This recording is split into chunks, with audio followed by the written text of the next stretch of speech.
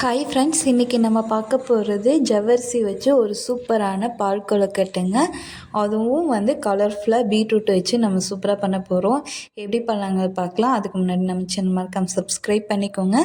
இந்த பீட்ரூட்டு ஜவ்வரிசி பால் கொழுக்கட்டை ரொம்ப டேஸ்ட்டாக இருக்கும், ரொம்ப கலர்ஃபுல்லாக இருக்கும், ரொம்ப ஹெல்த்தியானதும் கூடங்க. ஈஸியாகவும் பண்ணிடலாம். இதுக்கு பார்த்திங்கன்னா மாவு ஜவ்வரிசி எடுத்திருக்கேன். இது நீங்கள் ஓவர் நைட்டு நல்லா ஊற வச்சுருங்க. நீங்கள் கையில் தொட்டிங்கன்னா இந்த மாதிரி நல்லா இதாகி வரணும், அந்தளவுக்கு நல்லா ஊறணும்.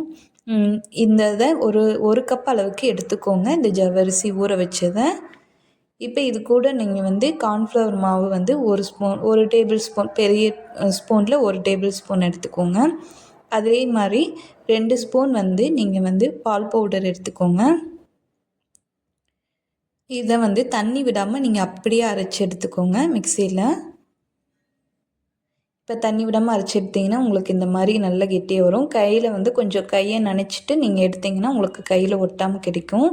கை ஈரக்கையாக இருக்கணும், அப்போ தான் உங்களுக்கு இது ஒட்டாமல் கிடைக்கும்.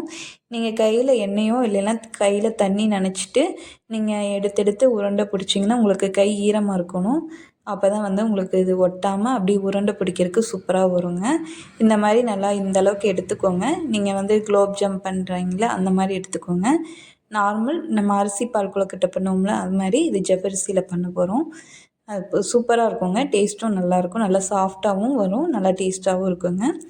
இப்போ பார்த்திங்கன்னா இந்த மாதிரி உருட்டி எடுத்துக்கோங்க. நீங்கள் நெய்யை கையில் அப்ளை பண்ணிக்கலாம், இல்லை அப்படின்னா நீங்கள் தண்ணி கையில் நனைச்சிட்டு இந்த மாதிரி சேர்த்துக்கோங்க. இந்த மாதிரி உருண்டை பிடிச்சி வச்சுட்டு நீங்கள் ஒரு பாத்திரத்தில் கடாயில் பால் ஊற்றிக்கங்க. பால் ஊற்றுனதுக்கப்புறம் பால் பொங்கி வர ஸ்டேஜில் நீங்கள் பால் பவுடர் அப்ளை பண்ணிக்கோங்க.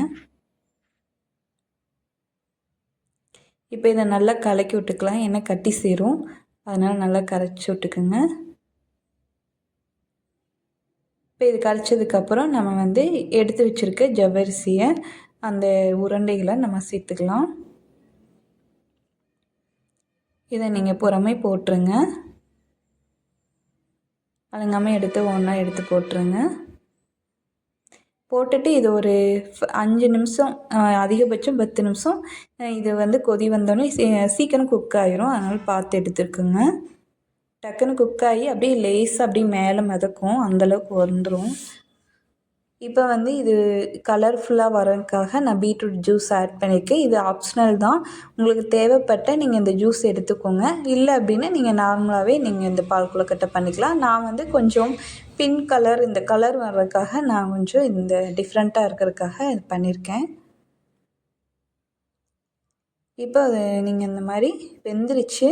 இது ஆல்ரெடி கொதித்து வெந்துருச்சு. இங்கே பார்த்தீங்கனாலே தெரியும், நல்லா சாஃப்டாக இருக்குது, நீங்கள் தொட்டிங்கனாலே தெரியும், அந்தளவுக்கு இருக்குது. இந்த டைமில் நீங்கள் ஏலக்காய் 2 தட்டி சேர்த்துக்கோங்க.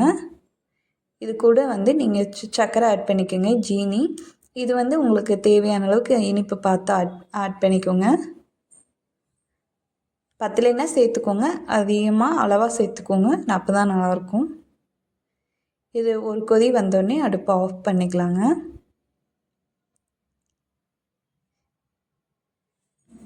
இப்போ பாருங்கள், சூப்பராக வந்துருச்சு. ஈஸி தான், ரொம்ப ஈஸி தாங்க. இந்த பால் கொழுக்கட்டை நல்லா கொதித்து வந்துருச்சு, சர்க்கரை எல்லாம் கரைஞ்சிருச்சு, அவ்வளோதாங்க. நம்ம அடுப்பை ஆஃப் பண்ணிவிட்டு நம்ம இது பண்ண போகிறோம். லாஸ்ட்டாக டெக்கரேஷனுக்காக நான் பீட்ரூட்டை சீவி இந்த மாதிரி போட்டிருக்கேன். இது சும்மா ஒரு டெக்கரேஷனுக்காக, அழகுக்காக. பீட்ரூட் உடம்புக்கு ரொம்ப நல்லது, அதனால் கொஞ்சம் நல்லா ஹெல்த்தியாக இருக்கும், நம்ம அப்படியே சாப்பிட்லாம். இந்த மாதிரி நீங்கள் சேர்த்துட்டு ட்ரை பண்ணி பாருங்கள், எப்படி இருக்குன்னு சொல்லுங்கள். மறக்காமல் நம்ம சேனல் சப்ஸ்கிரைப் பண்ணிக்கோங்க. அவ்வளோதான்.